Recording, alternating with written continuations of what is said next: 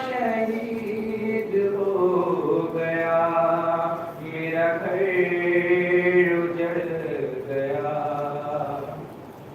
پردیس دیس غیر کا اپنا وطن وطن میں بھائی بھائی کہتی تھی لاشا بہن بہن میں بھائی بھائی کہتی تھی لاشا بہن بہن ایک دل پہ داغ میں نے بہتر اٹھا لیے ارے کچھ داغ میں نے قلب کے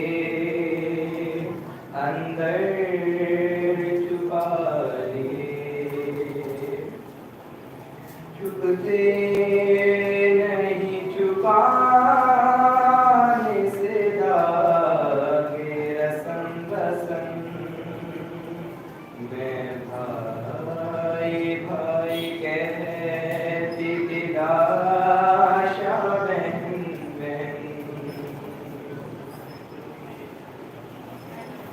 دیکھا ہے بابا میں نے جو منظر بتاؤں کیا دیکھا ہے بابا میں نے جو منظر بتاؤں کیا ارے ویسے بیکار تھا ہوا سر ہر شہید کا گھوڑے کے دوڑنے سے تھا ٹکڑے بدن بدن میں بھائی بھائی کہتی تھی لاشا بہن بہن میں بھائی بھائی کہتی تھی لاشا بہن بہن میں بھائی بھائی کہتی تھی لاشا بہن بہن قاسم کی لاش لائے یہ دامن میں شاہدی قاسم کی لاش لائے یہ دامن میں شاہدی ارے سہرے سے بے نیاز کی نوشاہ کی زمین ایک شب کی رہ نہ پائی نہ جس کی دلہن میں بھائی بھائی کہتی تھی بھائی بھائی کہتی تھی لاشا بہن بہن میں بھائی بھائی کہتی تھی لاشا بہن بہن پر محمد وعلی محمد صلی اللہ علیہ وسلم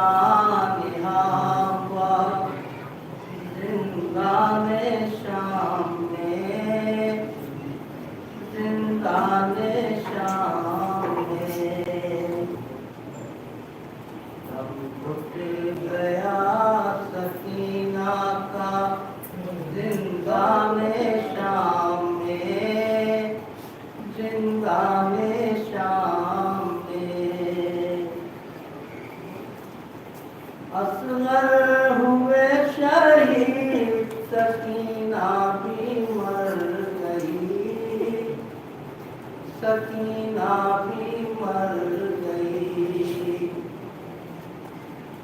اصغر ہوئے شہید سکینہ بھی مر گئی، سکینہ بھی مر گئی، گھر لٹ گیا رباب کا زندان شام میں، زندان شام میں، گھر لٹ گیا رباب کا زندان شام میں، زندان شام میں، بیٹی نے اپنے باپ کو دیکھا جو خواب میں، دیکھا جو خواب میں، بیٹی نے اپنے باپ کو دیکھا جو خواب میں، دیکھا جو خواب میں، گریا کا شور پھر اٹھا زندان شام میں، زندان شام میں،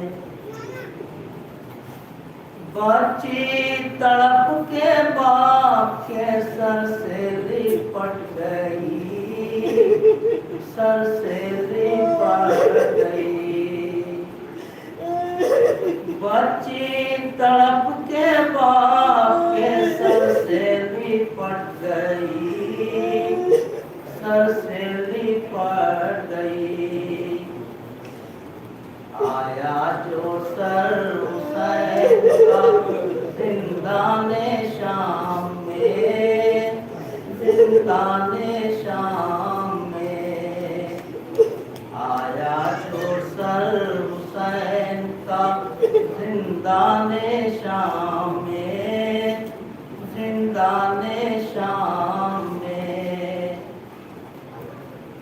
اپنے وطن کو یاد جو کرتی تھی صبح و شام، کرتی تھی صبح و شام، اپنے وطن کو یاد جو کرتی تھی صبح و شام، کرتی تھی صبح و شام، کا مزار بن گیا زندان شام میں، زندان شام میں، اس کا مزار بن گیا زندان شام میں، زندان شام میں، چھوٹی سی ایک ردا میری تربت پہ ڈال دو، تربت پہ ڈال دو، چھوٹی سی ایک ردا میری تربت پہ ڈال دو، تربت پہ ڈال دو، آتی ہے ابھی یہ صدا زندان شام میں، زندان شام میں، چھوٹی سی ردا میری تربت پہ ڈال دو، تربت پہ ڈال دو، آتی ہے ابھی یہ صدا زندان شام میں، زندان شام میں، خوشنو دفن کرتے سکینہ کی لاش کو، سکینہ کی لاش کو، خوشنو دفن کرتے سکینہ کی لاش کو، سکینہ کی لاش کو، عابد کا غیر حال زندان شام میں، زندان شام میں، आबिद का गैर हाल था जिंदाने शाम में, जिंदाने शाम में। बाकी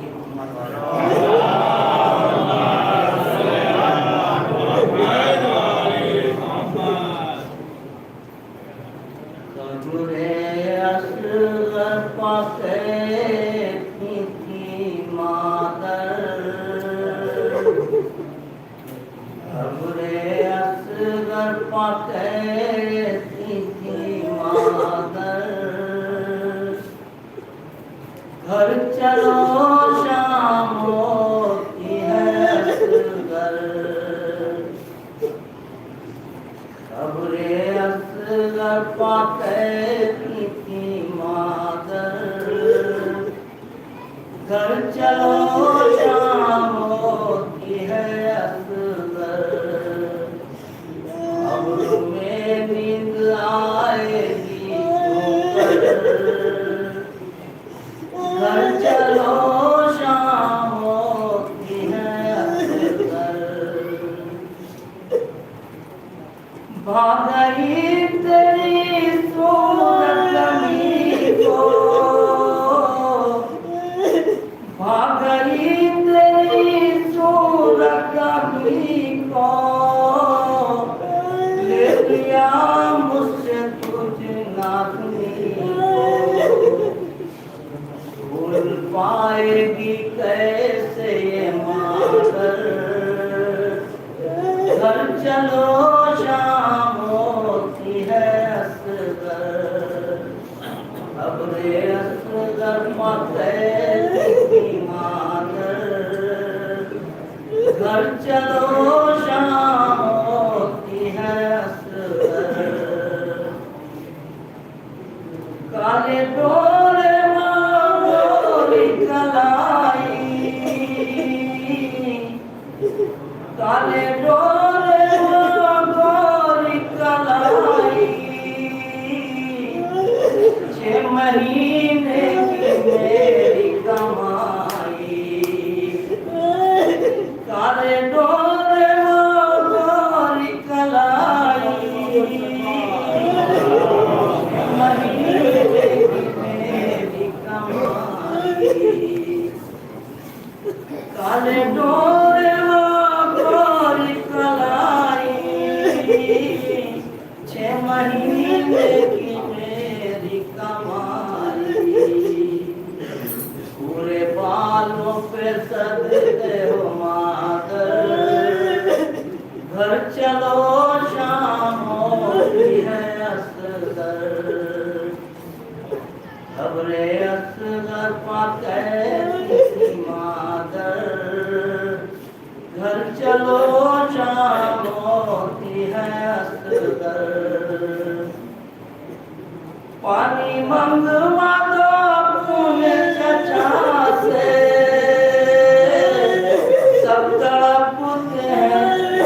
सब तड़पते हैं लेने प्यासे। तुम भी पीना सबों को पिला, घर चलो शाम होती है असगर, कब्रे असगर पाके थी मादर। घर चलो शाम होती है असगर, रोके कहती थी बारी सकीना, भैया पानी अकेले ना पीना। रोके कहती थी बारी सकीना, भैया पानी अकेले ना पीना। हम भी प्यासे बहुत हैं बरादर, घर चलो शाम होती है असगर, कब्रे असगर पाके थी मादर। घर चलो शाम होती है असगर।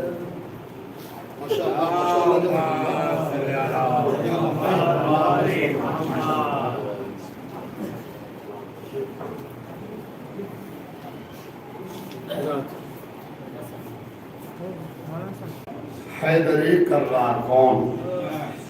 اس زمانے میں بنے گا حیدر کرار کون؟ شیطان جبریل تک لے جائے گا تلوار کون؟ اس زمانے میں بنے گا حیدر کرار کون؟ اغروی صاحب اس زمانے میں بنے گا، نہیں اغروی صاحب استاد مشاہد جی، اس زمانے میں بنے گا حیدر کرار کون؟ شیطان جبریل تک لے جائے گا تلوار کون؟ اور یادگار فاطمہ بنت اسد کعبے میں ہے، جوڑ سکتا ہے بھلا ٹوٹی ہوئی دیوار کو؟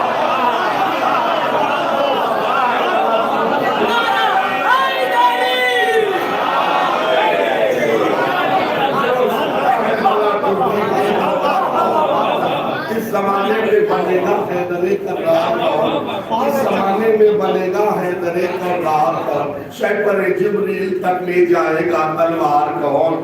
اور یادگار فاطمہ بنت اسد کعبے میں ہے، جوڑ سکتا ہے بھلا ٹوٹی ہوئی دیوار کو؟ ارے جب کائنات دیوار کا مقابلہ نہیں کر سکتی تو حیدر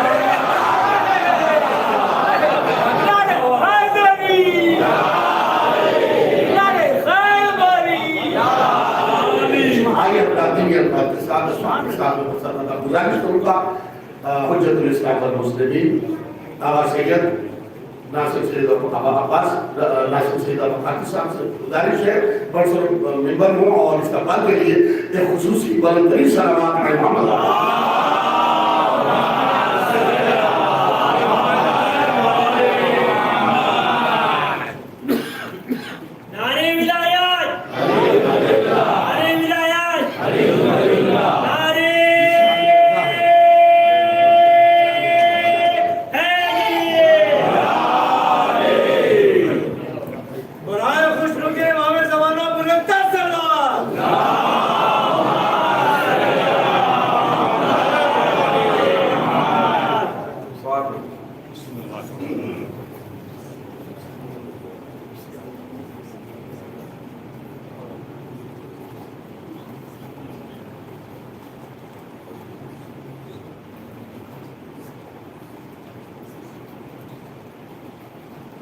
أعوذ بالله من الشيطان الرجيم بسم الله الرحمن الرحيم الحمد لله الذي لا يفرغ منه بالجهود ولا يهديه إعطاء والجود إذ كل مؤمن ملتمس سواء وكل مانع مذموم ما خلا هو المنان بفواعد النعم وأواعد المزيد والقسم ما اختلف عليه دهر فيختلف منه الحال ولا كان في مكان فيجوز عليه الانتقال جل عظمته والصلاة والسلام على النبي الأمي الخاتم لما سبق والفاتح لمن غلق المولد الحق بالحق بالقاصد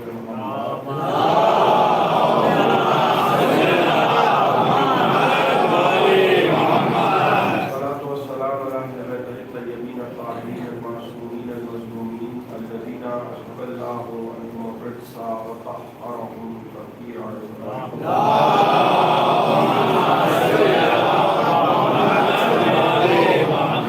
أما بعد فقد قال سبحانه وتعالى في محكم كتابه المجيد ومتقن خطابه الحميد وقوله الحق بسم الله الرحمن الرحيم وكيف تكفرون وأنتم تتلى عليكم آيات الله وفيكم رسوله ومن يعتصم بالله فقد هدي إلى صراط مستقيم صراط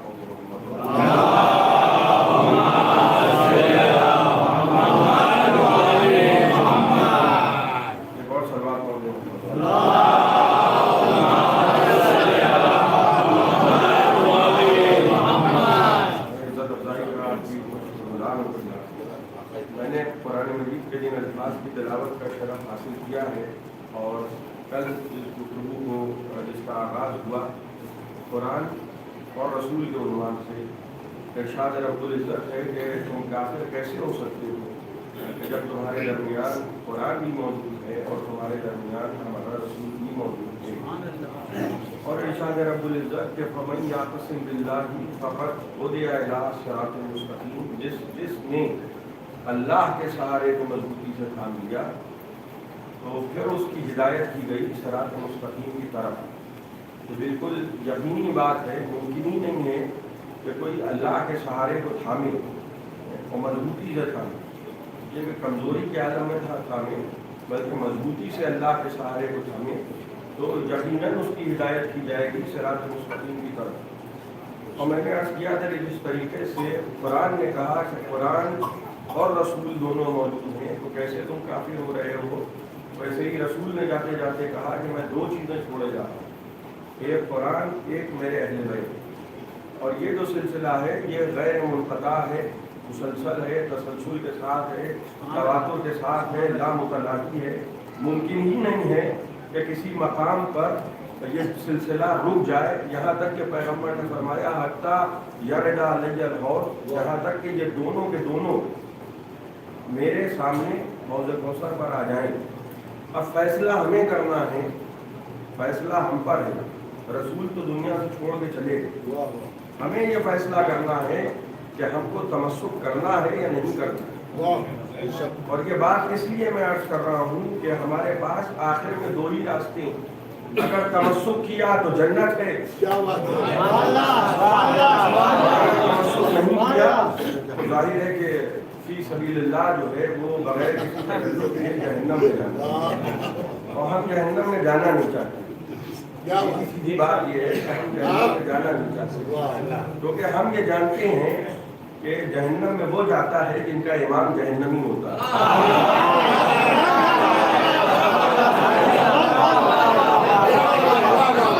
جنت میں وہ جاتا ہے جس کا امام جنتی ہوتا ہے. اس لیے کہ خدا نے کہا کہ دیکھو قیامت کے دن جب تم آؤ گے آنا پڑے گا. ایسا نہیں ہے کہ تم آؤ گے چاہے جتنے بڑے نواب ہو، چاہے جتنے بڑے راجا ہو، چاہے جتنے سونے کے عادی ہو، اس دن تم کو ہم جگائیں گے، تمہارے بکھرے ہوئے اجزاء اور جوارے کو ہم جمع کر دیں گے اور ہمارے سامنے تم کو آنا پڑے گا.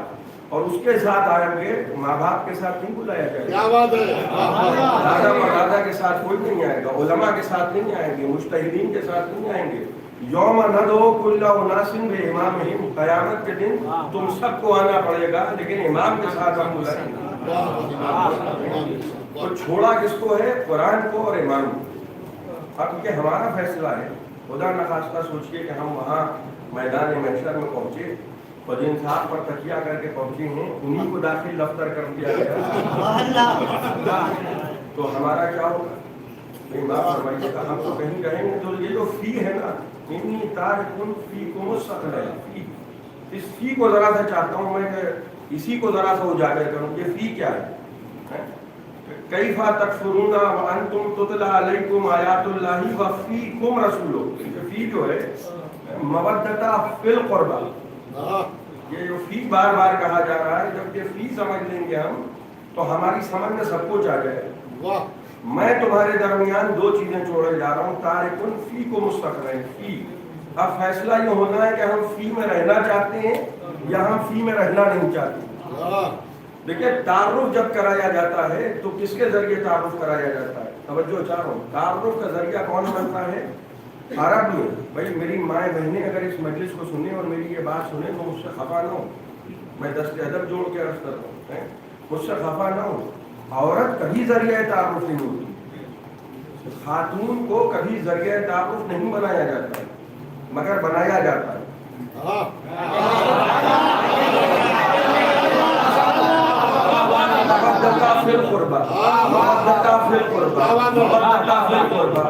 امام فخر الدین رازی نے تفسیر کبیر میں لکھا کہ جب پیغمبر سے پوچھا گیا کہ اللہ کے رسول قربا ہیں کون تو پیغمبر نے تعارف کیسے کرایا؟ دیکھیے سب سے پہلی بات یہ کہ خدا کا تعارف جب ہو رہا ہے قرآن میں تو کیا کہہ کے ہو رہا ہے؟ هو الذی بعث فی الامیین رسول منہم، اللہ وہ ہے کہ جس نے تم میں ایسا رسول بھیجا ہے. تو خدا اپنا تعارف خود کرا رہا ہے پیغمبر کے ذریعے. اور مودۃ فی القربہ میں ذریعہ تعارف کون بن رہا ہے؟ ہم فاطمہ.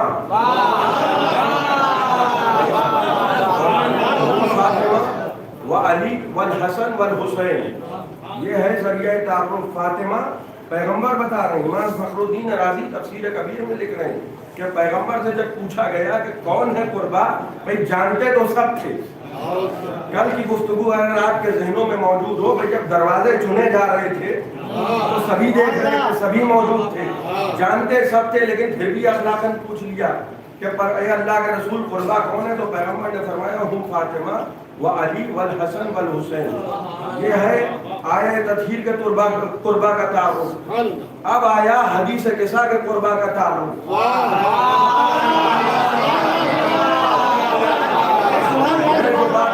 عورت ذریعہ تعارف نہیں ہوتی، عورت ذریعہ تعارف نہیں ہوتی. جب عورت ہمارا ذریعہ تعارف نہیں ہوتی، بھائی توجہ، میں نے عرض کیا کہ میری مائیں بہنیں ناراض نہ ہو، دست ادب جوڑ کے میں عرض کر رہا ہوں، جب عورت کوئی خاتون ہمارا ذریعہ تعارف نہیں ہوتی تو سوچئے رسول خدا کا ذریعہ تعارف کیسے ہو رہی ہے. آپ غور کر رہے ہیں مولا علی کا ذریعہ تعارف کیسے ہو رہی ہے، حسن کا ذریعہ تعارف کیسے ہو رہی ہے، حسین کا ذریعہ تعارف کیسے ہو رہی ہے. وہاں امام فخر الدین رازی نے لکھا کہ ہم فاطمہ و علی والحسن والحسین. پہلے فاطمہ، سب سے پہلے کون؟ بھائی کل کی گفتگو اگر ذہن میں سب سے پہلے اقرار کرنے والا میں، تو سب سے پہلے کس کا نام آ رہا ہے؟ فاطمہ کا. اب آئیے حدیث قصہ. فرشتوں نے پوچھا پروردگار چادر کے نیچے کون ہے؟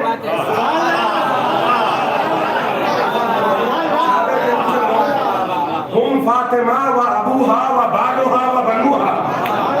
فاطمہ، ان کے شوہر، ان کے بابا، ان کے بچے. بھائی توجہ فرمائیے، اگر کوئی فاطمہ جیسی خاتون ہو، فاطمہ جیسی کوئی خاتون ہو، بھائی یہ جو تعارف بار بار کرا رہے ہیں پیغمبر کے، فاطمہ، ان کے بابا، ان کے شوہر، ان کے بچے، پیغمبر بتا رہے ہیں کہ دیکھو ہر ایک کو قربا میں نہ جوڑنے لگنا، ہر ایک کو قربا میں گھسیٹ کے نہ لے آنا. بیویاں اور ہیں، قربا اور ہیں، ساتھی اور ہیں، قربا اور ہیں. اور فاطمہ کے ذریعے تعارف کر کے بتا رہے کہ دیکھو میرا فقط وہی رشتہ دار ہے جو سیدہ کا رشتہ دار ہے. ایک سوال پڑھے محمد والے.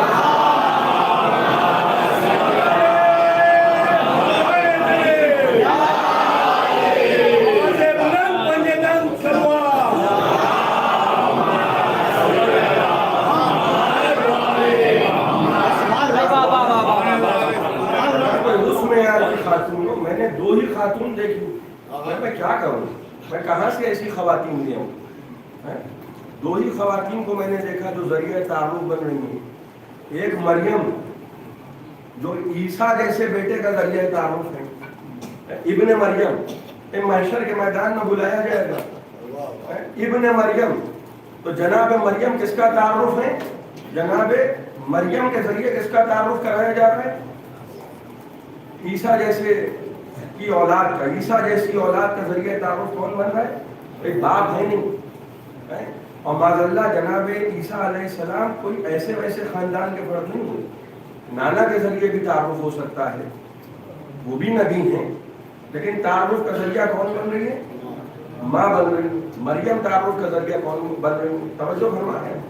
تو اگر کوئی مریم جیسا ہو تو عیسیٰ جیسی اولاد کا ذریعہ تعارف، اور اگر کوئی سیدہ جیسا ہو تو محمد جیسا باپ کا ذریعہ تعارف. ایک سوال پڑھے محمد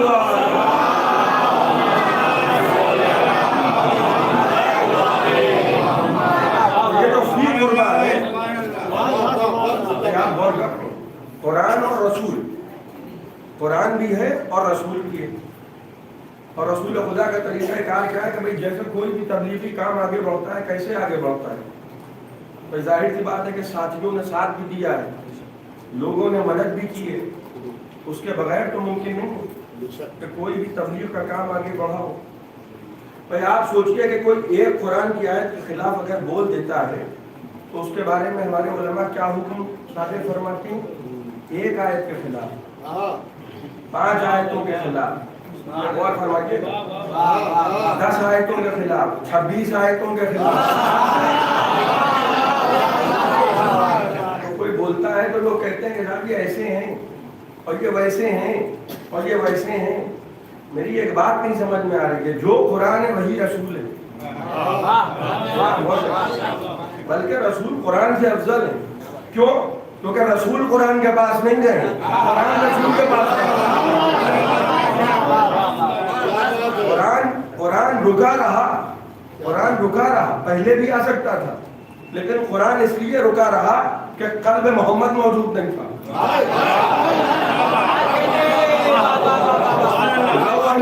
هذا القرآن على جبل لرأيته خاشعا متصدعا من خشية الله، اس لیے یہ قرآن رکا رہا کہ اگر ہم اس کو پہاڑوں پہ نازل کر دیتے تو تم دیکھتے کہ خشیت خدا سے، خوف خدا سے پہاڑ ذرہ ذرہ ہو گئے۔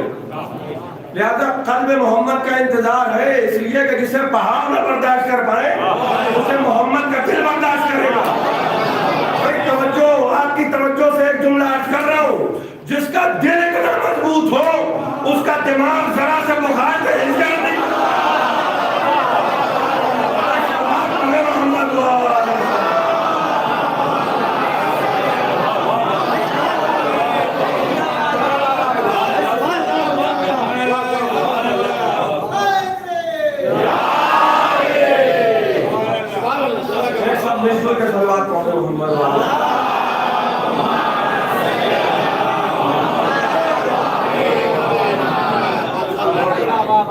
قرآن رکا ہے، اس لیے رکا ہے کہ رسول کی ضرورت ہے۔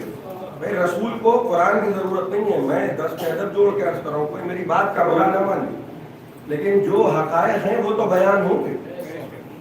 رسول افضل ہیں، رسول احترام قرآن نہیں کر رہے ہیں۔ کبھی آپ نے نہیں سنا کہ کسی روایت میں ملتا ہو کہ جبرائیل جب آیتیں لے کے نازل ہوئے تو پیغمبر گھبرا کے اٹھ کر کھڑے ہو گئے؟ بھائی وہ روایتیں گڑھی ہوئی، وہ تو کہ نقطۂ کفر کھرچا گیا اور آپریشن ہوا تو جبرائیل کو دیکھ کر رسول خدا ڈر گئے۔ ڈرتا وہ ہے کہ جس نے پہلی بار کسی عجیب و غریب مخلوق کو دیکھا، جس کے پسینے کے قطرے سے 1.25 لاکھ انبیاء خلق ہوئے، جس پسینے کے قطرے سے 1.25 لاکھ انبیاء خلق ہوئے، کیوں ڈرے گا بھائی؟ آپ کے رسول کو اپنے جیسا سمجھ تو اپنی جیسا نہیں، ورنہ یہ سب روایتیں نہ کرتے۔ یہ جب دیکھتے ہیں کہ کوئی حد سے ماورا ہے، انسان کی فکروں سے ماورا ہے، تو سوچتے ہیں کہ ان کا مرتبہ ذرا سا گھٹاؤ۔ یہ کیوں کیا جاتا ہے؟ بعد میں آنے والوں کی تو فکر ہوتی ہے۔ مسئلہ کیا ہے کہ وہ ہیں نوری مخلوق جو بعد میں بنانا چاہتے ہیں ہم۔ ایک تو اللہ نے بنائے، جو ہم بنانا چاہتے ہیں وہ ویسے تو ہیں نہیں، تو ہم کتنی گڑھیں؟ حد سے زیادہ تو کڑھی بھی نہیں جا سکتی، کہیں نہ کہیں جا پہ کہ تو میڈ ان چائنا کا ڈیفیکٹ سامنے آئی ہے، پتہ ہی چل جائے گا کہ بھائی یہ بہت زیادہ ہو گئی، اب یہ ٹو مچ ہے، یہ قابل قبول ہی نہیں۔ تو لہٰذا کوشش یہ ہوتی ہے کہ صاحب انہی کا مرتبہ گھٹاؤ۔ لہذا آپ جو امت کا یہ لطف و کرم سنتے ہیں کہ جناب ابو طالب کے بارے میں فرماتی ہے امت کہ ابو طالب نے کلمہ نہیں پڑھا، یہ لطف و کرم کیوں ہے؟ یہ اتنی محبت ابو طالب سے کیوں ہے؟ یہ بھی تو بات ذرا سا پوچھ لی جائے کہ اتنی محبت، کوئی بھی کام آگے نہیں بڑھتا جب تک کہ کوئی مدد کرنے والا نہ ہو، یہ تو بات یقین۔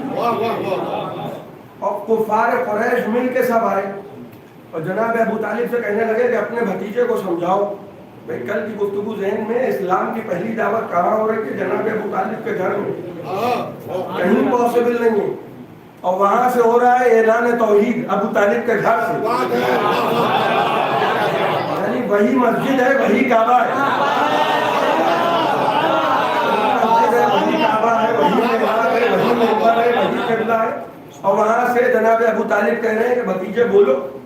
میں ایک بات مجھے بتائیے، میں مجلس کے لیے نکلنے لگا، مثال کے طور پہ 2-3 ماشاءاللہ انجمن کے نوجوان کہنے لگے مولانا ابھی نہ جائیے، مثال دے رہا ہوں، تھوڑے سے حالات گڑبڑ ہو گئے، تو میں کیا کہوں گا؟ میں کہ بھائی خیریت تو ہے، کیا ہوا؟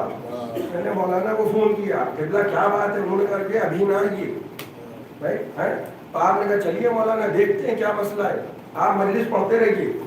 بھائی میں نے ایسے بھی ماحول میں مجلس پڑھی ہے کہ خدا کی قسم یہ کوئی مبالغہ نہیں ہے، ایسے بھی ماحول میں جگہ کا نام نہیں لوں گا، میں نے مجلس پڑھی ہے جہاں صاحب خانہ مجھ سے کہنے لگے مولانا یار پچھلے سال بم ہٹا تھا، تو اگر کچھ ہو جائے تو مجلس پڑھتے رہیے گا۔ تو میں نے ان سے کہا کہ بھائی آپ نے یہ مجھے بتایا کیوں؟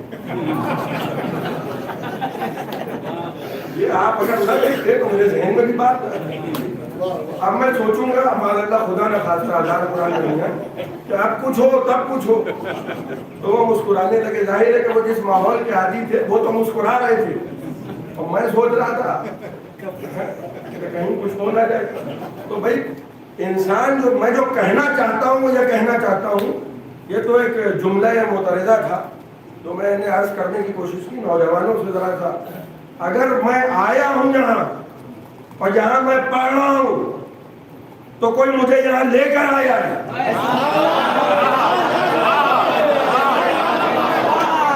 آپ کے بھروسے پہ میں کر رہا ہوں گفتگو کہ بھائی میں تو ہوں پردیسی, یہ ہے میرا دفاع کرنے والے. بھائی میں تو یہ سوچ رہا ہوں کہ مولانا بھی موجود ہیں, میرے بزرگ موجود ہیں, میری انجمن کے نوجوان ساتھی موجود ہیں, تو لہٰذا میں آزادی سے بول سکتا ہوں. جب پیغمبر کو بار بار کہہ رہے ہیں لا الہ الا اللہ, یہ کس کے اعتماد پہ بول رہے ہیں؟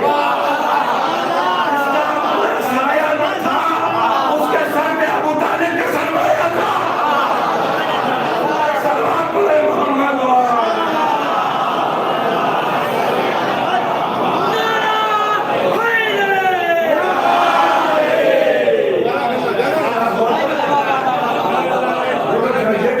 خدا کہہ رہے ہیں کہ بھتیجے تم بولو, اور اس کے بعد امت کہہ رہی ہے کلمہ نہیں پڑھا. 2021 میں اس سے اچھا لطیفہ میں نے سنا ہی نہیں کہ امت کا یہ کہنا کہ جناب ابو طالب نے کلمہ نہیں پڑھا اور ابو سفیان مسلمان تھے. یہ دونوں لطیفے ساتھ ساتھ میں نے کہا سنا دوں. ابھی جو میں بات عرض کر رہا تھا کہ کوئی آیتوں کے خلاف بولے تو لوگ کہتے ہیں کافر ہے, مشرک ہے, مرتد ہے, اور جو ساری زندگی ڈھول بجا کے رسول کے خلاف لڑا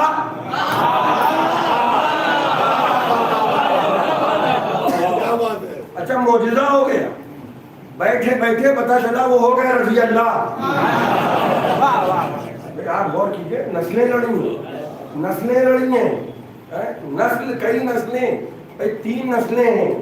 دادا لڑا رسول خدا سے, بیٹا لڑا علی مرتضیٰ سے, پوتا لڑا حسین ابن علی سے, تو پورا کا پورا شجرہ خبیثہ ہے,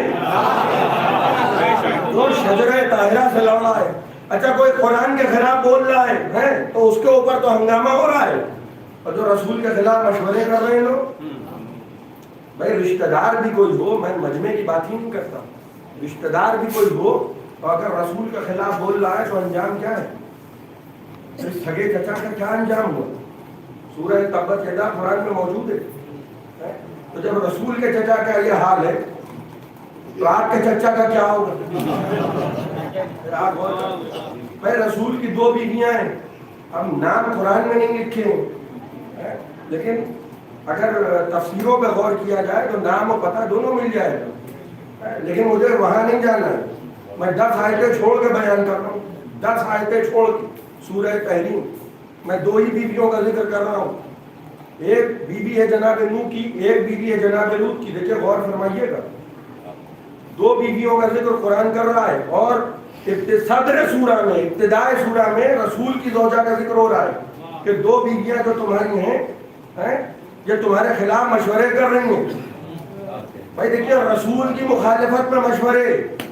بھائی صحابہ بھی جب بیٹھتے تھے, خیر ایسے لوگ صحابی ہوتے ہی نہیں, معاف کیجیے گا, بہت سے لوگوں نے اس مقدس اور متبرک نام کو بدنام کر دیا. بھائی میں اس کا قائل نہیں ہوں کہ کوئی صحابی ہو رسول کو چھوڑ کے بھاگ جائے.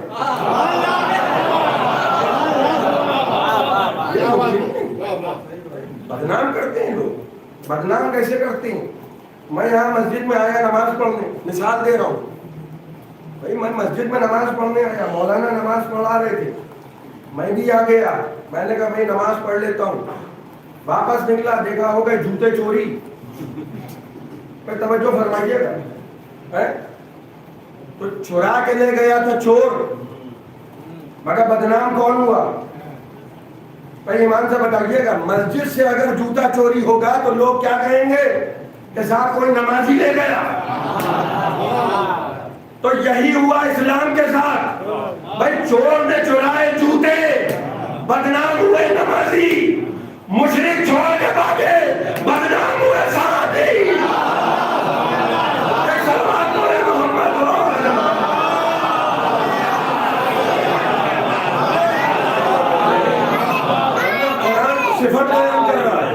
قرآن صفت بیان کر رہا ہے والذین معہ اشداء علی الکفار, کہ جو پیغمبر کے ساتھ ہیں وہ کافروں پہ سخت ہیں, بھائی شدید ہیں. کیسے ممکن ہے؟ قرآن صفت بیان کر رہا ہے کہ والذین معہ, جو پیغمبر کے ساتھی ہیں وہ بڑے مضبوط ہیں. وہ ایسے نہیں ہیں کہ بھاگے بھی وہ گھوڑے پہ الزام رکھ دیں کہ ہم نہیں بھاگے تو گھوڑا لے کے بھاگا. آپ غور کر رہے ہیں والذین معہ, یہ جو شمع رسالت کے پروانے ہیں یہ ایسے نہیں ہیں. میں یہ عرض کر رہا تھا کہ بیویاں بھی اگر ہو, رشتہ بھی اگر ہو, بھائی جناب نوح کا بیٹا نوح کو چھوڑ کر پہاڑ پہ چڑھ گیا, اب قدرت نے کیا کہا کہ یہ تمہارے اہل میں سے نہیں ہے. بھائی یہ مسئلہ نہیں ہے کہ نوح کا بیٹا نہیں تھا, بیٹا تھا, مگر یہ جو حرکت ہے نا یہ نااہلوں والی, جس کے اعمال اسے پیچھے ڈھکیلے اس کا حسب نسب اسے آگے نہیں بڑھا سکتا. یہ نہج البلاغہ میں امیر المومنین کا فرمان ہے, جس کے اعمال اسے پیچھے ڈھکیلنے لگے اس کا حسب نسب آگے نہیں بڑھا سکتا. وہ نوح کا بیٹا چھوڑ کر ماں کا بہکایا ہوا تھا, بہن والوں کا بہکایا ہوا نہیں تھا, مولوی صاحب کا بہکایا ہوا نہیں تھا, ماں نے بہکایا تھا. اور ماں نبی کے خلاف مشورے کر رہی ہے, نبی کے خلاف گھر سازش ہو رہی. میں آج کہہ رہا تھا نا کہ چیریٹی بگنس ایٹ ہوم. بھائی اگر میں مثال دے رہا ہوں, کیا آپ غور کر سکتے ہیں کہ شوہر نبی ہے اور زوجہ بے عمل ہے؟ کیا یہ ممکن ہے کہ جناب نوح کی زوجہ بے عمل ہے؟ بھائی ظاہر ہے عبادت کرتی ہوگی, نہ کرتی ہوتی تو کب کا طلاق دے کے چھٹی کر چکے ہو. غلط تو نہیں کر رہا ہوں, ورنہ لوگ ضرور اعتراض کرتے اور ہم کو کسی نہ کسی روایت پہ ضرور ملتا کہ بھائی جناب نوح نے اتنی تبلیغ کی ہے, اتنی تبلیغ کی ہے, 950 برس فقط تبلیغ کرتے رہے, تھک گئے تبلیغ کرتے کرتے, اور کہنے لگے پروردگار اب میں تھک گیا ہوں, یا ان کو اٹھا لے یا مجھے اٹھا لے. 950 برس تبلیغ کی ہے. غور کر رہے ہیں آپ. اور حاصل اصول کیا کہ مفسرین نے لکھا کہ جب کشتی تیار ہوئی تو صرف 7 لوگ موجود تھے کشتی میں. غور کر رہے ہیں جناب نوح کی زبان, تو 2 بیویوں کا ذکر قرآن کر رہا ہے, 2 انبیاء کی بیویاں. ضرب اللہ مثلا للذین کفروا امرأۃ نوح و امرأۃ لوط کانتا تحت عبدین من عبادنا الصالحین فخانتہما. کہ یہ جو 2 بیویاں ہیں, 2 بیویوں کو مثال دی جا رہی ہے, 2 بیویوں. غور کر رہے ہیں 2 کا جو سلسلہ ہے, وہ نبی کی 2 بیویاں جو تھیں, دیکھیں بیٹے کو تو ماں نے بہکایا تھا. مجھے پورا شک ہے کہ یہ جو بیویاں تھیں رسول کی, یہ جو 2 تھیں یہ باپ کی بہکائی ہوئی تھیں. مجھے پورا یقین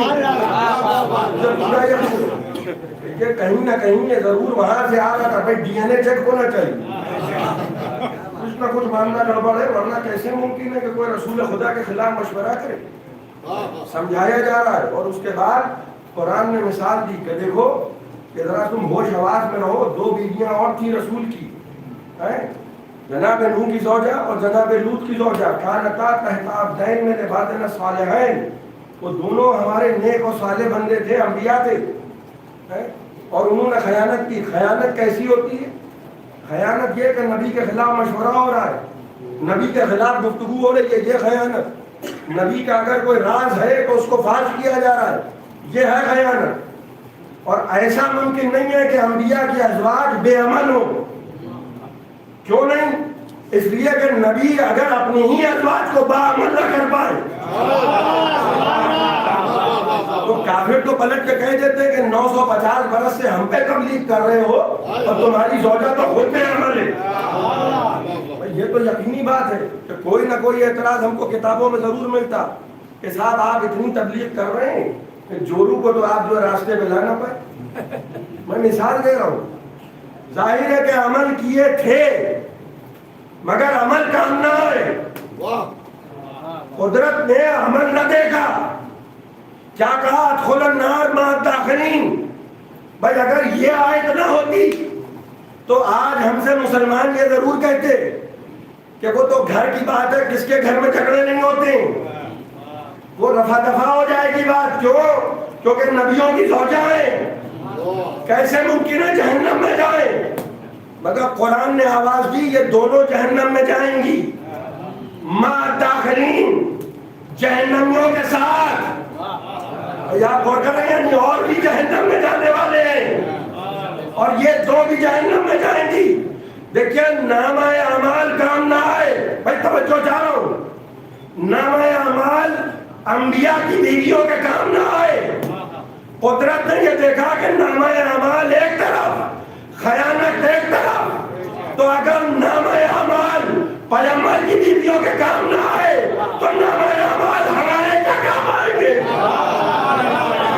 آپ غور کر رہے ہیں, نامہ اعمال اگر کوئی رسول کے خلاف مشورے کر رہا ہے اور نبی کے خلاف گفتگو کر رہا ہے تو اس کے خلاف نامہ اعمال آ جائیں گے اور یہ دکھا دیا جائے گا کہ صاحب بڑا عمل ہے ان کا. ارے یہ نہ دیکھیے کہ عمل کیسا ہے, یہ دیکھیے کردار کیسا ہے.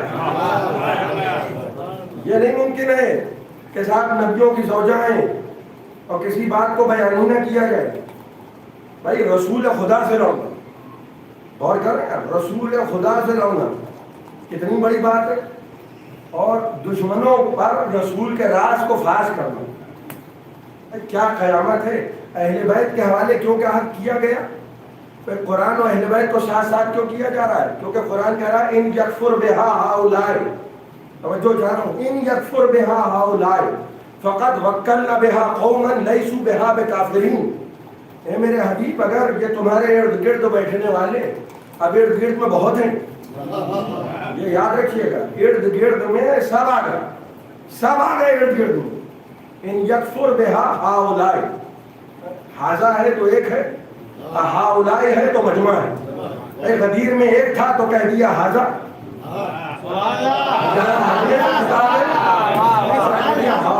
اگر یہ سب کافر ہو جائیں, ان یکفر بہا ہؤلاء, کس چیز سے کافر ہو جائیں؟ یہ ماضی کے پیغامات سے اگر یہ سب کافر ہو جائیں تو کل کی گفتگو اگر ذہن میں ہے, ہمیں ضرورت نہیں ہے ایک کو مصدق بنائے, ایک کو. اگر یہ کافر ہو جائیں تو ان سے کہہ دو کہ ہمیں پرواہ نہیں. فقط وکلنا بہا قوما لیسوا بہا بکافرین. دیکھیے ضمانت کس کے لیے؟ اور جو میں کل عرض کر رہا تھا کہ گارنٹی ہم آپ ایک دوسرے کی نہیں لے سکتے, لیکن قرآن گارنٹی لے رہا ہے کہ اگر یہ کافر ہو جائیں, یہ کون, یہ لوگ کافر ہو جائیں تو ہم نے قوم کو تمہارا وکیل بنا دیا. اور اس قوم کی صفت کیا ہے؟ لیسوا بہا بکافرین. سب جمع ہو کے آ گئے. بھائی پورے کفار قریش جمع ہو کے آ گئے اور جناب ابو طالب سے کہنے لگے, ابو طالب تم بیچ میں آ جاتے ہو, تم بیچ میں آ جاتے ہو. بھائی جناب ابو طالب سے کہہ رہے ہیں, مثال دوں میں آپ کو, مثالوں سے ہی تو بات واضح ہوتی ہے. نوجوانوں کے لیے عرض کرتا ہوں, بھائی کوئی آ کے کہے کہ بھائی آپ لوگ بیچ میں آ جاتے ہیں, ورنہ ہم ان کو پڑھنے ہی نہ دیں مجلس, پھر وہی بات ہے. تو اس کا مطلب کیا کہ آپ ہی بیچ میں ہیں اور اگر آپ ہٹ گئے تو مجلس ہونے نہیں دیں گے. مثال کے طور پہ یہی تو دھمکی ہے. اب کفار قریش مل کے کہہ رہے ہیں ابو طالب تم بیچ میں آ جاتے ہو, ورنہ ہم تو ان کو قتل کر دیں, ہم تو رسول کو قتل کر, تم ہی آ جاتے ہو. اور قرآن کیا کہہ رہا ہے؟ وکلنا بہا قوما لیسوا بہا بکافرین. ہم نے قوم کو ان کا وکیل بنا دیا جو کبھی کافر نہیں ہوگی. آپ کلمہ تلاش کر رہے ہیں, ہم قرآن دے رہے ہیں.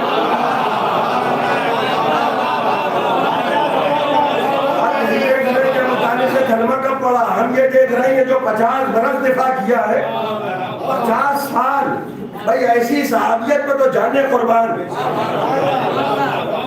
کہنے لگے چھو کے تو دکھاؤ, چھو کے دکھاؤ, میں زندہ ہوں, کھڑا ہوں. میں دیکھیے مکے میں جب تک جناب ابو طالب زندہ رہے ہجرت کا حکم ہی نہیں آیا. جب جناب ابو طالب اس دنیا کو گئے جبرائیل نازل ہوئے کہ اب تمہارا ناصر و مددگار نہیں رہا, اب ہجرت کرو. آپ غور کیجئے کہ مکے میں رسول خدا نے جتنی بھی تبلیغ کی, جتنی بھی آیتیں مکی ہیں, اگر ابو طالب سے اتنی دعوت ہے تو مکے کی زندگی کو نہ مانو؟ پھر وہ آیتیں ہی نہ پڑھا کرو جو مکے میں نازل ہوں؟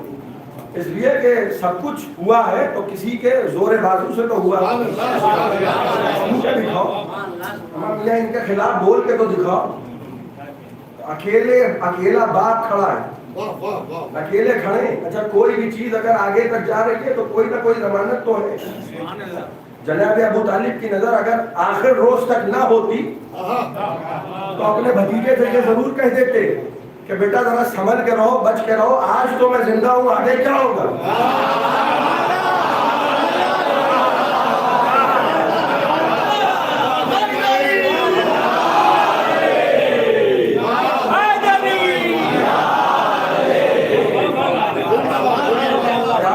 میں ہر ایک سے لڑ رہا ہوں، ہر ایک سے جھگڑ رہا ہوں، فطری بات ہے، فطری بات ہے۔ جہاں گیا میں وہاں لڑنے جھگڑنے کی خبر آئی، بھئی یہ مثال ہے، یقین نہ کر لیجیے۔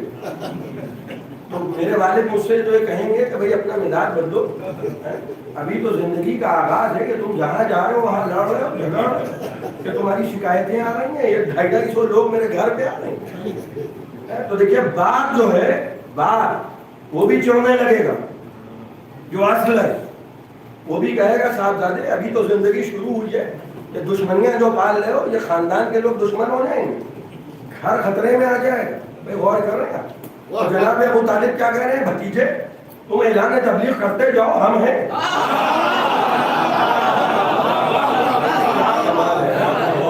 مگر امت کا یہی کہنا ہے کہ کلمہ نہیں پڑھا تھا۔ اور ابو طالب کیا کہہ رہے ہیں؟ لن یصلوا الیک بجمعہم حتی وصل فی التراب دفینا، اے میرے بھتیجے یہ تیرے تک پہنچ نہیں سکتے، یہ تجھ تک پہنچ نہیں سکتے، چھو نہیں سکتے، حتی وصل فی التراب دفینا، جب تک کہ تیرا چچا اس خاک میں مل نہ جائے۔ جب تک ہم زندہ ہیں ایک بچے کو لے آئے کہ اس کا مال و دولت لے لو، اس بچے کو پال لو، ابو طالب اس کو پال لو، ان کو ہمارے حوالے کر تو کہنے لگے کیا خوب، ہم تمہاری اولادوں کو پالیں اور اپنی اولاد کو تمہارے حوالے کر دیں تاکہ قتل کر دو۔ دیکھیں یہ جناب ابو طالب ہی تھے کہ جن کی وجہ سے قرآن اور رسول یہ دونوں چیزیں پہنچی نہیں۔ میں نقصان پہنچے، جوانی میں نقصان پہنچے یا عمر کی پختگی میں نقصان پہنچے تو پیغام رسالت آگے کیسے بڑھے گا؟ وہ جو سابق انبیاء کے پیغامات ہیں سب کے سب دھرے کے دھرے رہ جائیں، سب کے سب۔ بھائی ورنہ پہلے والے تو یہ کہتے ہیں، آج بھی آپ کسی کو منتخب کیجئے تو آدمی جب چن لیا جاتا ہے تو کہتا ہے کچھ ہوا ہی نہیں، سب سے بہتر انسان میں ہوں، اب جو بھی بہتر ہوگا وہ میں کروں گا، مجھ سے پہلے نہ کسی نے کچھ کیا اور نہ میرے بعد کچھ ہونے والا ہے، لہذا ہم ہی کو چنتے رہیے، ہم ہی کو ووٹ دیتے رہیے۔ یہ ہمارا مزاج ہوتا ہے کہ نہ ہم سے بہتر کوئی تھا نہ ہم سے بہتر کوئی آئے گا، لیکن رسول خدا کیا کہہ رہے ہیں کہ دیکھو اگر ہمیں ماننا چاہتے ہو تو پہلے والوں کو بھی مانو اور بعد والوں کو بھی مانو۔ اس لیے کہ آدم سے لے کر وہاں تک یہ جو دونوں چیزیں میں تمہارے درمیان چھوڑے جا رہا ہوں، اگر تم نے توسل نہ کیا اور تم ایمان نہ لائے، مگر یہ سب جو پیغمبر کر پائے وہ کس کی طاقت تھی؟ بھائی علماء نے لکھا ہے اور علماء اہل سنت نے لکھا ہے کہ اگر ابو طالب نہ ہوتے اور علی نہ ہوتے، باپ نے مکے میں مدد کی، بیٹے نے مدینے میں مدد کی، یہ زور بازو۔ بھائی احد کی لڑائی میں 9 مرتبہ تلوار ٹیڑھی ہوئی، بھائی یہ زور بازو دیکھیے، 9 مرتبہ تلوار ٹیڑھی ہو گئی اور زانوؤں پہ رکھ رکھ کے امیر المومنین نے تلوار کو سیدھا کیا۔ اچھا یہ نہ پوچھئے گا کہ باقی لوگ کہاں تھے، کیا راوی جھوٹ بولتا ہے، فرشتہ جھوٹ نہیں بولتا۔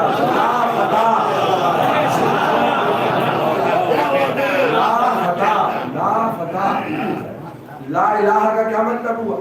کوئی نہیں ہے سوائے خدا کے۔ لا فتح کا کیا مطلب ہوا؟ کوئی نہیں ہے سوائے علی کے۔ راوی تو جھوٹا ہو سکتا ہے لیکن وہ جو جبرائیل امین ہے جس کے حوالے قرآن کیا گیا کہ جاؤ یہ پہنچا دو امانت کے ساتھ. خانتہما کی منزل دوسری ہے. وہ انبیاء کی بیویاں جنہوں نے خیانت کی، یہ امین ہے، یہ خائن نہیں ہے. اسی لیے جبرائیل کو دیا گیا. بھائی وہی کام کیے جبرائیل نے. 2 کام میں نے تاریخ میں دیکھے جبرائیل نے کیے، یا قرآن لے کر آئے یا علی علی کے نعرے لگاتے ہوئے.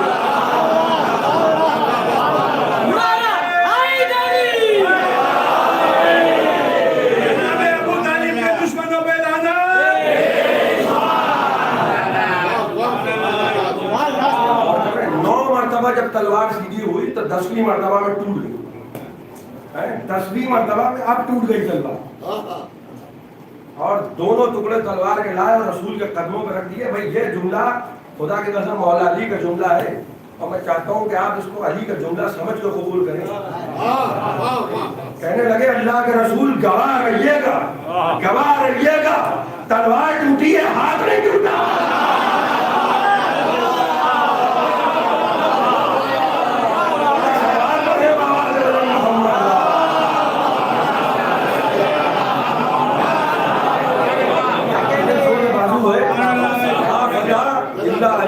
اب تلوار بھی ادھر کی، ہاتھ بھی ادھر کا.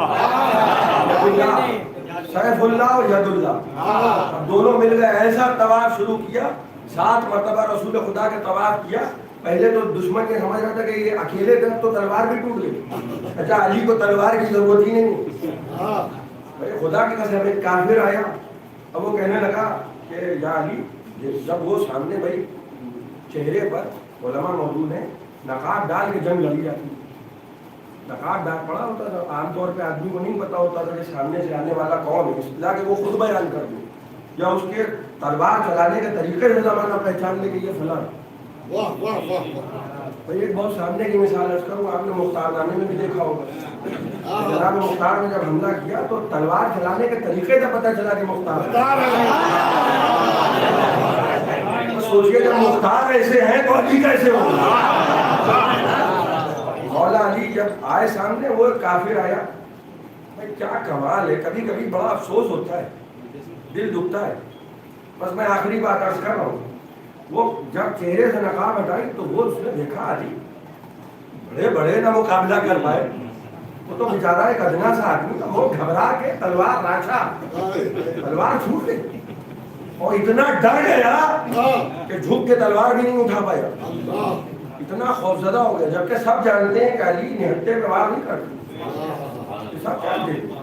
لیکن وہ جو ہیبت تھی کہ سامنے علی کھڑے، غور کیجیے گا، تصور شرط ہے، سامنے علی کھڑے. اب بالکل چپ کھڑا رہا. جب دیکھا کہ مولا علی نے کوئی حملہ نہیں کیا، بھائی کافر ہے یہ ذہن میں رہے، کہنے لگا یا علی اپنی تلوار مجھے دے دی. یا علی اپنی تلوار مجھے دے دی. آپ تو کریم ہیں، بھائی کافر ہے.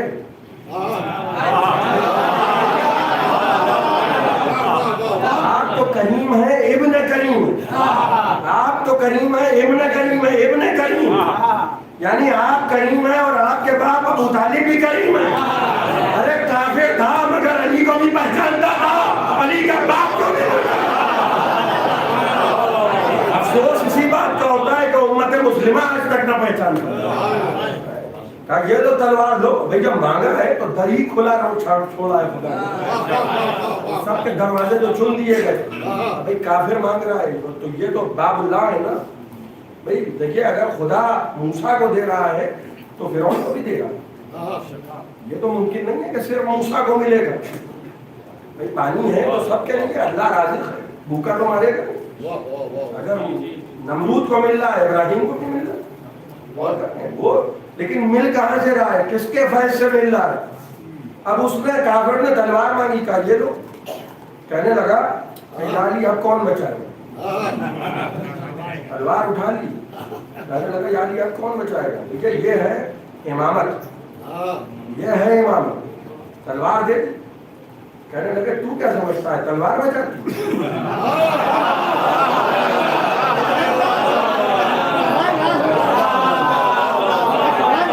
جیسے ہی سنا کہنے لگا اشہد ان لا الہ الا اللہ واشہد ان محمد رسول اللہ واشہد ان علی ولی اللہ. نہیں ہے, آدھا معاملہ نہیں ہے. جب ایمان لایا ہے تو پھر مکمل ایمان لایا. ولایت علی کی گواہی کے بغیر تلوار دیکھتی. تو کیا سمجھتا ہے بھائی کیا جملے ہیں خدا کروں, تو کیا سمجھتا ہے تلوار میں کاٹتی ہے. وہ حملہ نہیں کر رہا ہے, وہ بھی دیکھ رہا ہے کہ بھائی کیا کریم خاندان ہے جو میدان جنگ میں ہاتھ میں تلوار دے دے,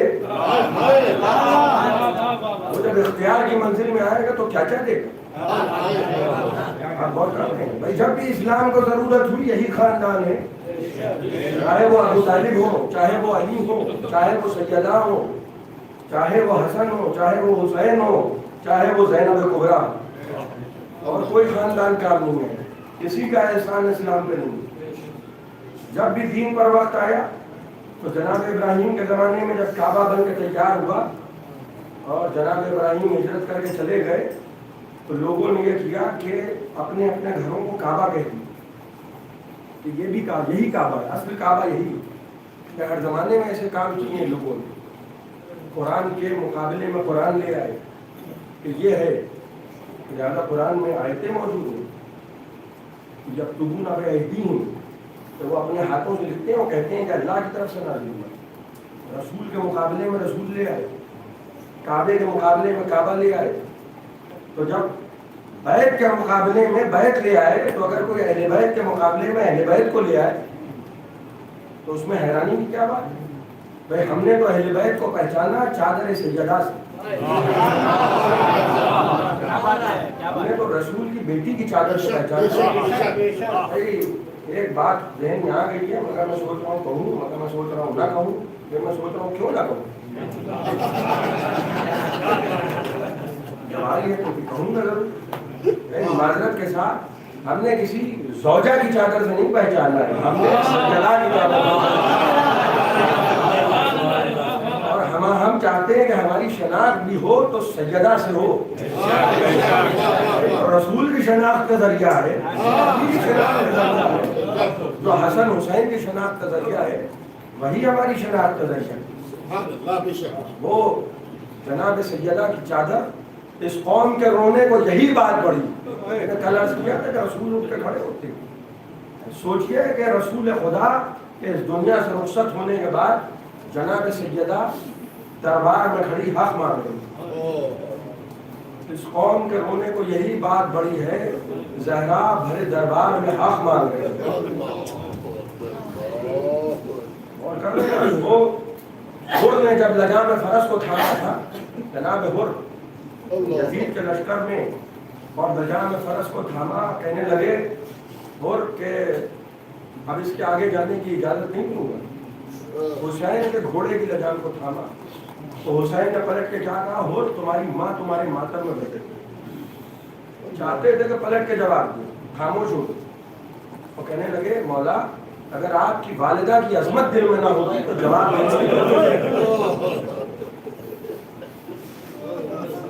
اور جب آئے ہیں وہ تو حسین نے کیا کہا تھا کہ وہ تم کو تمہاری بخشش ہو چکی بخشش تمہاری. دوسری محرم کو جب تم نے لجام فرس تھامی اور ہم نے تم سے کہا کہ تمہاری ماں تمہارے ماتم میں بیٹھے, تو تم نے کہا کہ آپ کی والدہ کی دل عظمت اگر دل میں نہ ہوتی, جس کے دل میں ہماری ماں کی عظمت آ جائے اس پر سے روزہ حرام ہو جائے.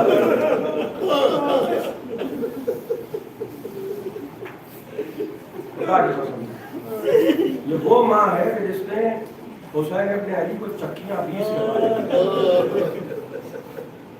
4 یا 5 برس کا سن تھا جب ماں دنیا سے رخصت ہوئی. 4 یا 5 برس کا سن تھا. اور حسین ماں کی قبر پہ جب آئے ہیں, جانے لگے جب 28 رجب کو, تو مقاتل نے لکھا کہ جب نانا کی قبر پہ گئے تو زری کی جالی کو تھاما اور کہنے لگے اللہم ان ھذا قبر نبی کا محمد ونبل بنت نبی کا محمد. اے پروردگار یہ تیرے نبی کی قبر ہے اور میں تیری نبی کی بیٹی کا بیٹا ہوں. اور بڑی دیر حسین ابن علی, پوری رات گزر حسین نانا کی قبر پہ رہے. بڑی دیر تک फरीज़ा सुबह पढ़ी और हुसैन जब नाना के मरकज से बाहर आए तो देखा कि बनी हाशिम के जवानों के चेहरे फख्र। कहने लगे क्या बात है, इतना घबराए क्यों? कहने लगे कि मौला आप तो सारी रात नाना की कब्र पर हाजिर रहे, जहां बार बार आपकी बहन ज़ैनब घर के दरवाजे पे आके पूछती थी कि क्या बात हो गई, भैया अब तक।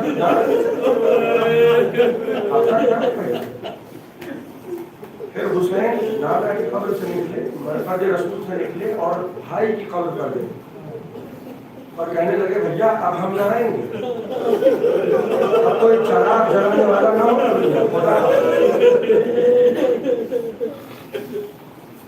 मक्तल लिखता है कि दोनों कब्रों पे जब पहुंचे तो ऐसे गए कि जैसे दो जहां का बादशाह जाता। लेकिन एक मर्तबा जब माँ की कब्र की तरफ चले तो ऐसे चलते थे कि जैसे कोई छोटा सा बच्चा घूमना चलता। कहते जाते थे अम्मा मैं आ गया।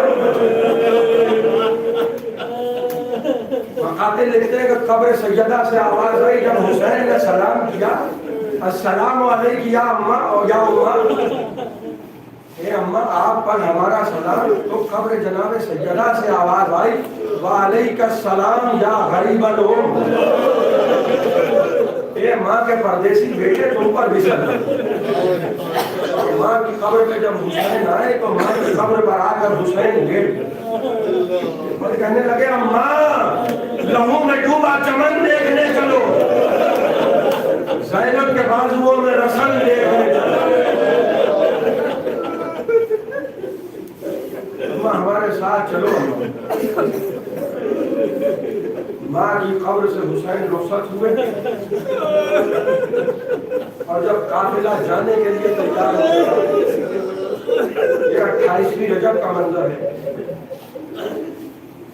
जब काफिला जाने के लिए तैयार हुआ तो एक मर्तबा सब घोड़े पे सवार हुए और आखिर में जनाब अबुल फजल अब्बास जब घोड़े पे सवार होने लगे तो कनीज ने आके सलाम किया और कहा कि शहजादे आपकी मादर गिरामी आपको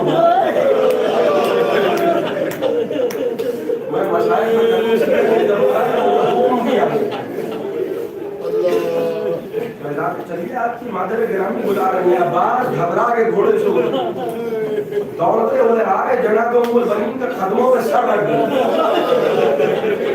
ये माँ का एहतराम है तो करबला से कहने लगे अम्मा क्यों बुलाए? कहा अब्बास तुमको मालूम है ना अब्बास इस दुनिया में जानते हो ना अब्बास जाओ अपने तीनों भाइयों को साथ ले जाओ। अब्बास अपने बेटे को साथ ले जाओ, छोटे बेटे को मेरे हवाले कर दो ताकि कोई मेरे बुढ़ापे का सहारा बन जाए।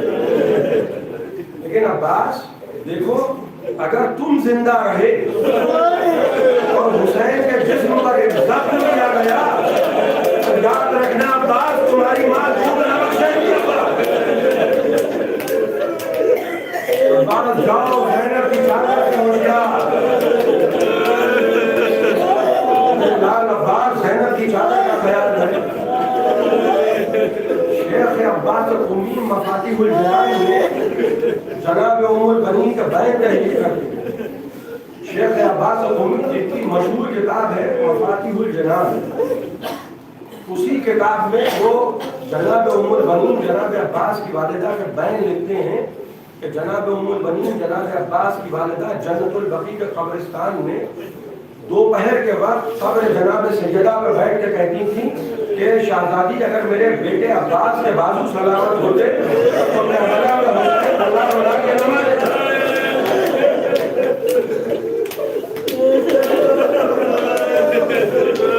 आहिस्ता आहिस्ता काफिला चला और काफिला करबला के मैदान में पहुंच गया। सुनिएगा हुसैन जनाजों पर जनाजे ला रहे हैं 10 मुहर्रम को और एक वक्त वो आया कि एक मर्तबा अब्बास कहने लगे कि आका इजाजत है, इजाजत है। अब्बास तुम तो मेरे लश्कर के सरदार। दाएं देखा اور بائیں دیکھا، کہنے لگے آقا اب وہ لشکر کہاں رہا جس کا حسین عباس کو اجازت نہیں دے رہے۔ ایک مرتبہ عباس کے کانوں میں ایک آواز آئی، اے چچا بہت پیاسی ہے۔ اٹھے اور سکینہ کے خیمے میں آئے کہ سکینہ بہت پیاسی۔ کہا چچا اگر تھوڑا سا پانی مل جاتا کہ چچا تو 6 مہینے کے جذبہ کو پلا دے۔ علم اٹھایا، سکینہ کا مشکیزہ ساتھ لیا، سکینہ کو گود میں لی۔ عباس حسین کے پاس آئے، کہنے لگے سکینہ ذرا بابا سے اجازت دلوا۔ ایک مرتبہ 4 برس کی بچی نے رو کے کہا بابا چچا کو جانے کی اجازت ہے؟ ممکن ہے کہ 6 مہینے کے بچے کے لیے تھوڑا سا پانی آ جائے۔ ایک مرتبہ حسین کہنے لگے سکینہ آج تو چچا کو اجازت دلوا رہی ہو، کل جب شمر تماشے چچا کو بہت یاد کروا دی سکینہ۔ یہ اجازت ملی، باہر جاؤ بچوں کے لیے پانی کی کچھ خبیر کرو۔ جناب زینب کے خیمے میں آئے اور کہنے لگے شہزادی خدا حافظ۔ شہزادی اگر ممکن ہوا تو تھوڑا سا پانی لے آئیں گے۔ کہنے لگی عباس ذرا زمین پر بیٹھ جاؤ۔ عباس کے القاب میں ایک لقب ہے کفیل زینب، زینب کی چادر کے محافظ ہے عباس۔ بہن نے بڑے غور سے عباس کو دیکھا اور اعتراض کیا اور کہنے لگی عباس جب 21ویں رمضان کو بابا اس دنیا سے رخصت ہو گئے تو مجھے قریب بلا کے کہا تھا زینب ایک دن ایسا آئے گا کہ رسیوں میں باندھ کے بدیار ملائے جاؤ۔ میں اکثر یہ سوچا کرتی تھی عباس کہ جس کا تم جیسا بھائی، جس کا تم جیسا بھائی جو بنا اس میں دیار بدیار کون کھلائے؟ لیکن عباس اب تم جا رہے ہو، مجھے یقین ہے وہ وقت جلد آنے والا ہے۔ اور عباس جاتے جاتے ایک بات سنتے جانا، تمہارے بعد میرے بھیا بچیں گے نہیں عباس۔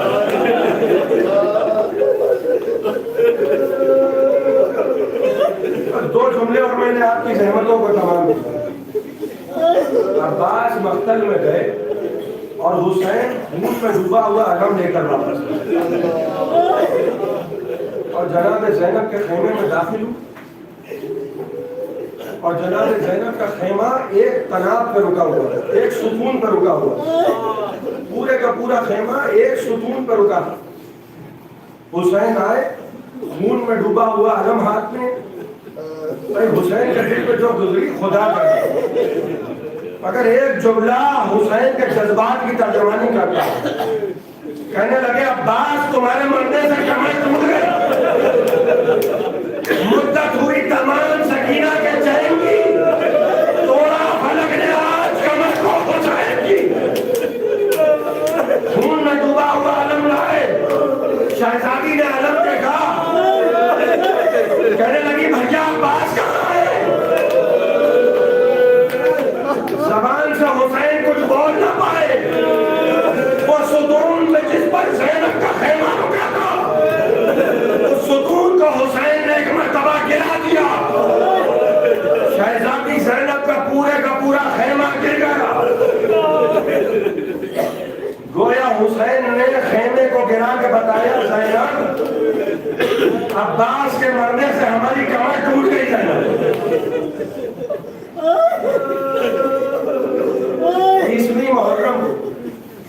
20ویں محرم کو مدینے میں اعلان ہوا، مدینے والوں کربلا میں حسین مارے۔ بس یاد رکھیے گا کہ جب قافلہ گیا تو عثمان نے کیا کہا تھا؟ عباس زینب کی چادر سے ہوشیار،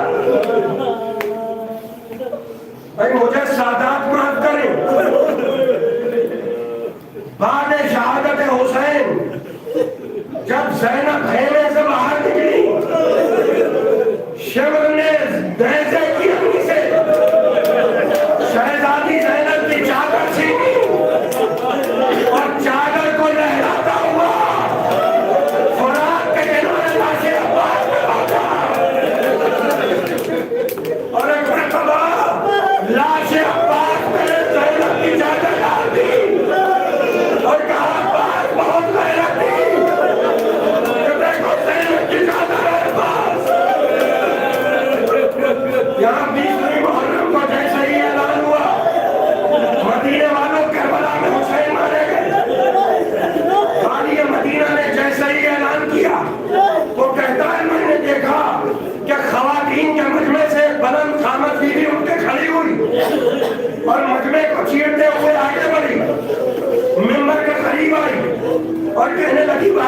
अमीना, ये जो अभी तूने ऐलान किया कि करबला में हुसैन मारे गए, ये बता के अब्बास कहाँ थे?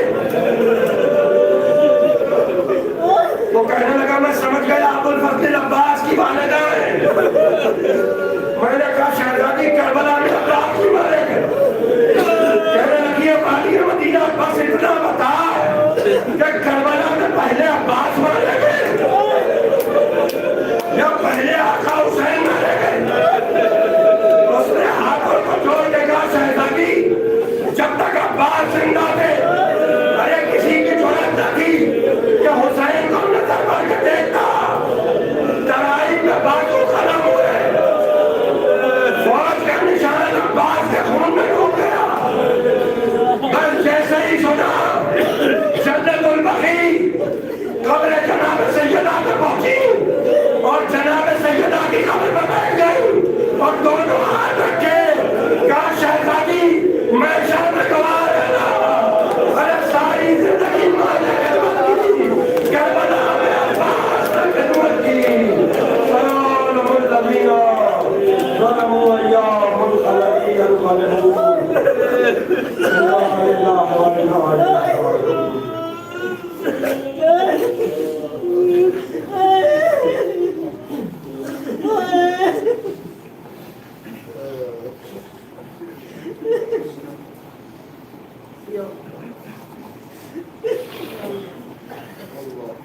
Allah.